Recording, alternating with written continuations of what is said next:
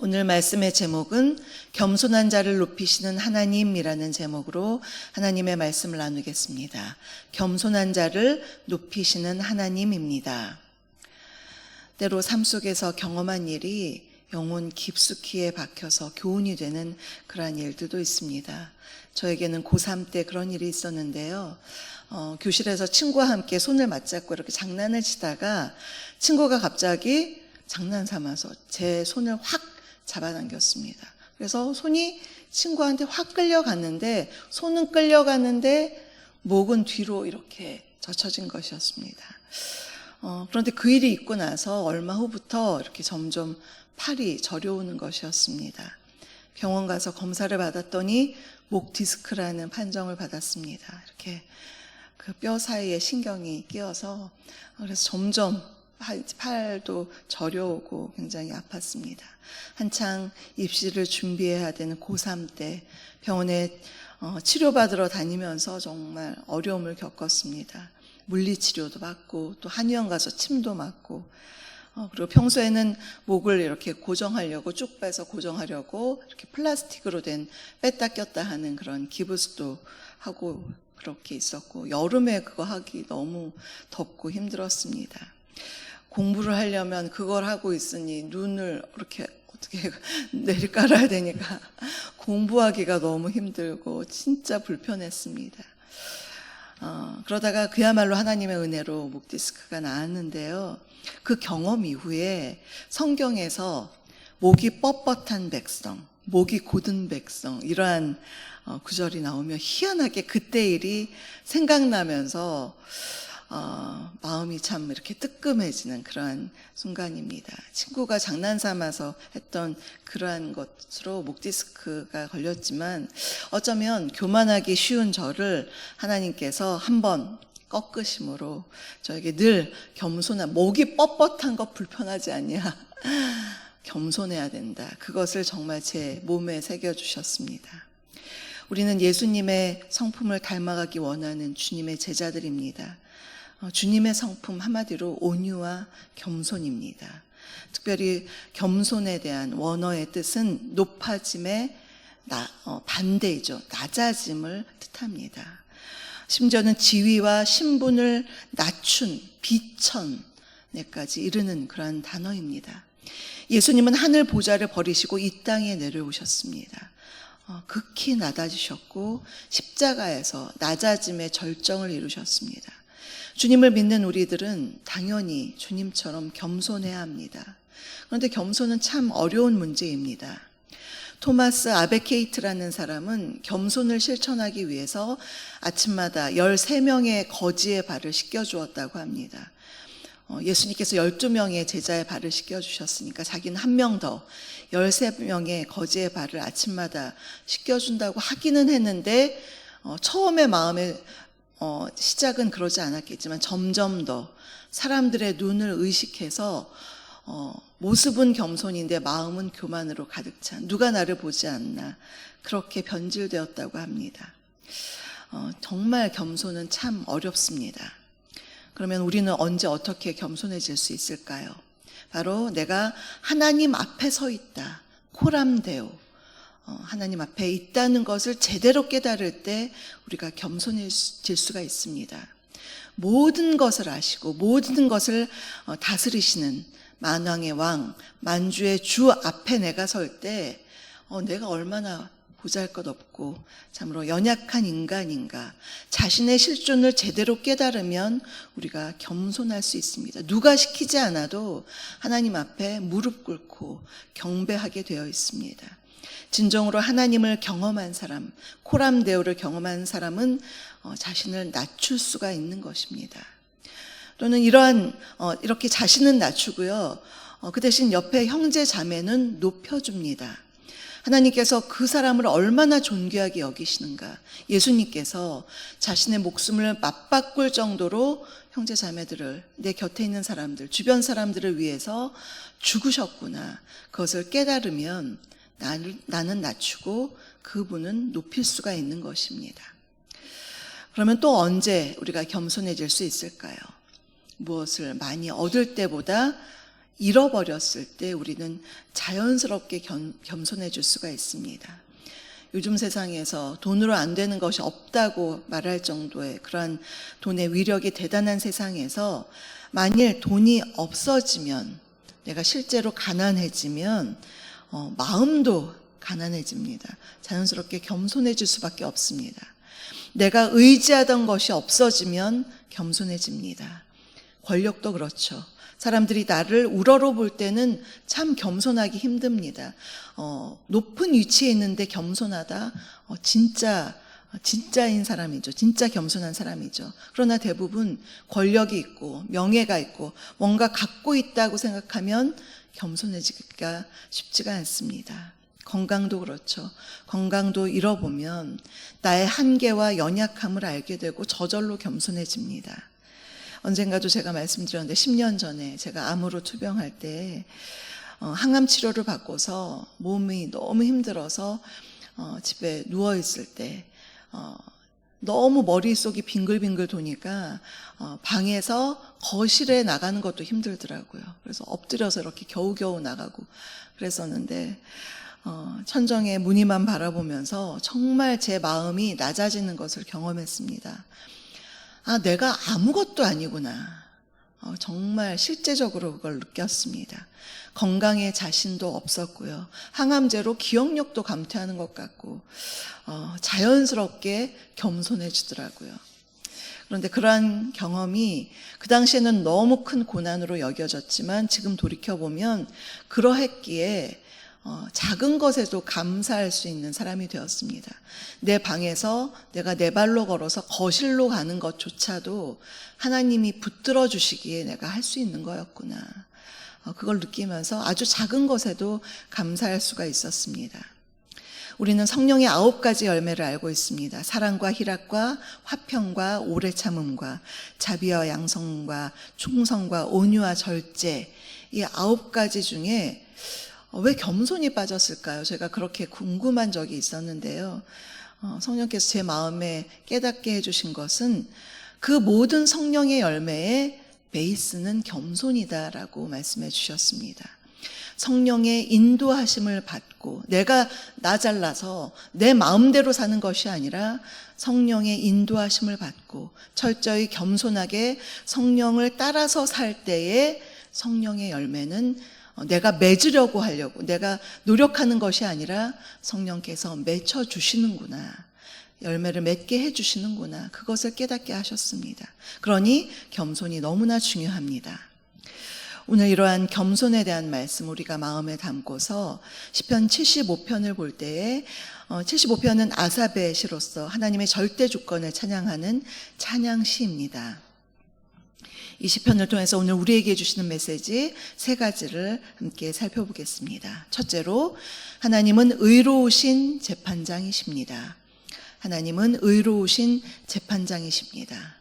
1절에서 시인은 하나님께 감사하고 또 감사하고 있습니다. 그 이유는 주의 이름이 가깝기 때문입니다. 여기서 주의 이름이 가깝다는 것은 불의한 세상에 대해서 하나님께서 그분의 능력을 보여주실 때가 가까이 왔다는 것입니다. 곧 하나님께서 악인들을 심판하실 것이라는 기대의 말씀입니다. 2절에서도 하나님께서 정한 때가 되면 심판하시겠다고 말씀합니다. 하나님은 의로우신 재판장이시죠. 그 재판에 비껴갈 사람은 한 사람도 없습니다. 만일 이러한 하나님의 심판이 없다면 의인이 받는 고난 억울합니다. 그러나 하나님이 계시기에 재판하시고 심판하시는 하나님이 계시기에 악인이 언젠가는 그들이 멸망할 것이다. 그것을 바라보면서 의인이 고통 속에서 이제 하나님의 이름이 가까우니 감사하고 또 감사하며 기대할 수가 있는 것입니다. 2번째로 하나님은 교만한 자를 낮추시고 겸손한 자를 높이십니다. 하나님은 교만한 자를 낮추시고 겸손한 자를 높이십니다. 특별히 하나님께서 심판하실 사람은 교만한 자들입니다. 4절을 보시면요, 오만한 자가 나오는데요. 오만한 자는 자신을 하나님의 위치에 올리는 행위를 뜻합니다. 시편 1편 1절에서도 복 있는 사람에 대해서도 그렇게 말씀하죠. 오만한 자들의 자리에 앉지 않는 사람이라고 했습니다. 자신은 피조물에 불과한데 자신을 창조주의 위치, 하나님의 위치에 올려놓는 것 자체가 오만이요 교만인 것입니다. 이러한 교만은 하나님의 절대 주권에 도전하는 행위이므로 하나님께서는 그러한 죄, 정말 교만을 가장 싫어하십니다. 여기서 오만한 자들을 복수형으로 썼죠. 얼마나 많은 사람들이 오만하게 이 세상을 살아가는가. 자신을 하나님처럼, 하나님이 없어도 잘 살 것 같고 내 힘으로 모든 것을 다 할 수 있다라고 착각하면서 많은 사람들이 살아가고 있는 것입니다. 5절에서 오만한 자들에게 그의 뿔을 들지 말라고 했습니다. 뿔이 있는 동물을 우리가 한번 상상해 볼까요? 사냥의 뿔, 사슴뿔, 코뿔소의 뿔, 굉장한 것이죠. 그 뿔을 자랑하느라 머리를 쳐들고 과시하는 그런 동물들을 우리가 상상해 볼 수가 있는데요. 마치 악인들이 그러한 뿔처럼, 여기서 뿔은 능력, 힘, 위엄, 영광 이런 것을 뜻합니다. 악인들이 그러한 뿔을 들지 말라고 하나님께서 말씀하십니다. 자신의 능력만을 믿고 교만하게 굴지 말라 하나님께서 이렇게 말씀하시면서 10절을 보시면요. 악인의 뿔을 다 베어버리신다고 하나님께서 말씀하셨습니다. 교만을 주님께서 꺾으시겠다는 것이죠. 그러나 반면에 의인의 뿔은 높이신다고 하셨습니다. 결국 사람을 높이시고 낮추시는 것은 하나님께 속해 있는 것입니다. 6절을 보시면요. 무릇 높이는 일이 동쪽에서나 서쪽에서 말미암지 아니하며 남쪽에서도 말미암지 아니하는도다. 높이고 낮추는 것, 이것은 사람들에 의해서 판가름되는 것이 아니라 오늘 요절 17절을 보면 7절 말씀 우리 다시 한번 7절 읽겠습니다. 오직 재판장이신 하나님이 이를 낮추시고 저희를 높이시느니라. 아멘. 인간은 자기 스스로를 규정할 수가 없습니다. 오직 하나님이 너는 겸손하구나, 너는 교만하구나, 하나님께서 결정하실 수가 있는 것입니다. 그래서 반드시 오만한 자는 낮추시겠다고 말씀합니다. 어느 정도까지 낮추시느냐? 8절을 보시면요. 마치 발효된 술잔과 같은 그러한 진노를 악인에게 다 찌꺼기까지 쏟아 부으시겠다. 얼마나 무시무시한 하나님의 심판이 그들에게 임할까요? 교만한 자들은 그래서 하나님 앞에 존재할 수가 없는 것입니다. 그러나 자신을 낮추고 겸손한 사람은 하나님께서 높이십니다. 그러니 우리는 교만하지 않고 늘 겸손하도록 우리가 참 노력해야 하겠습니다. 성 어거스틴은 이런 말을 했습니다. 교만은 인간이 빠지기에 가장 쉬운 것인 동시에 인간이 극복하기에 가장 어려운 것이다. 겸손은 그야말로 참 어려운 것입니다. 조금만 잘하면 우쭐대기 쉬운 그러한 우리 인간의 본성입니다. 그러나 우리가 하나님 앞에 서는 날까지 계속해서 겸손하도록 우리는 노력해야 할 것입니다. 세 번째로 공의의 하나님을 찬양하는 삶입니다. 공의의 하나님을 찬양하는 삶입니다.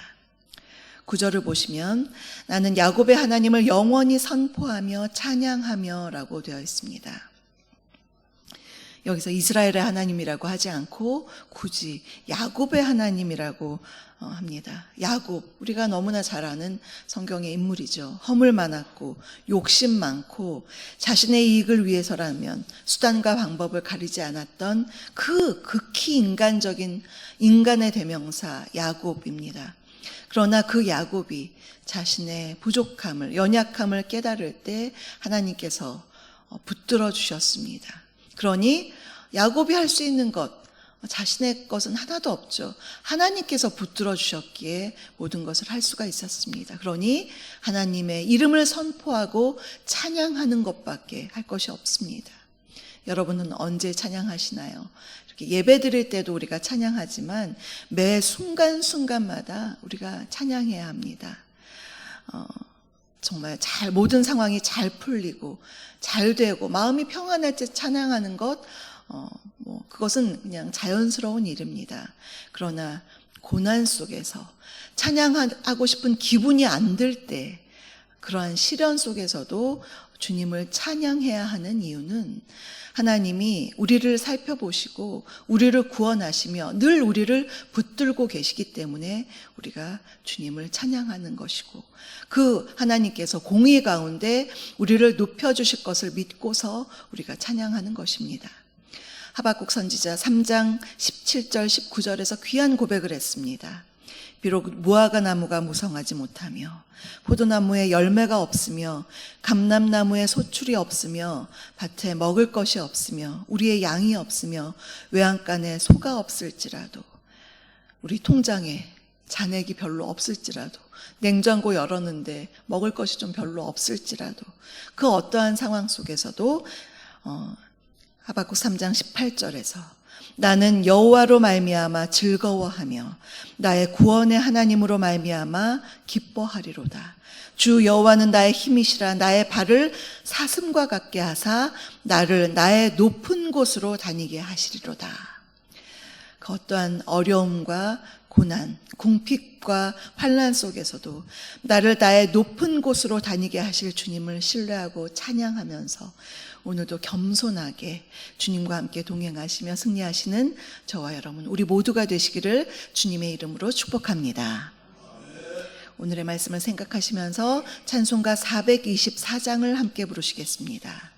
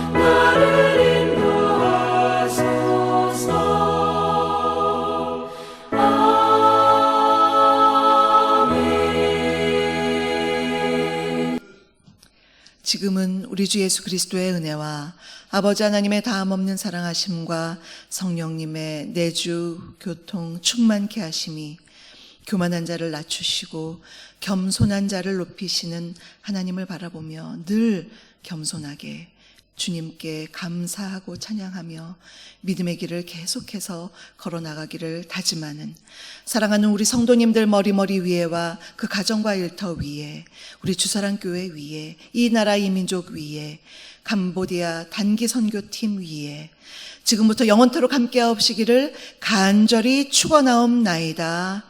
아멘.